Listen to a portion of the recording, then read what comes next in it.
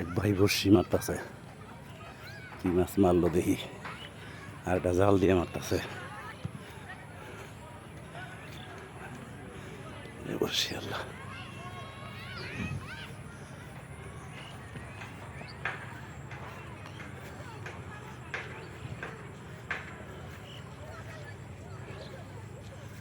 মাছ পাইছেন নি ভাই? হ্যাঁ, মাছ নাই কোন কি মাছ নরে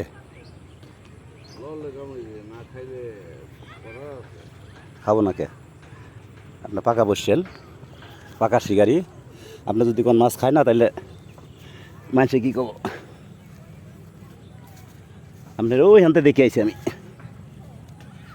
আল্লাহ গো,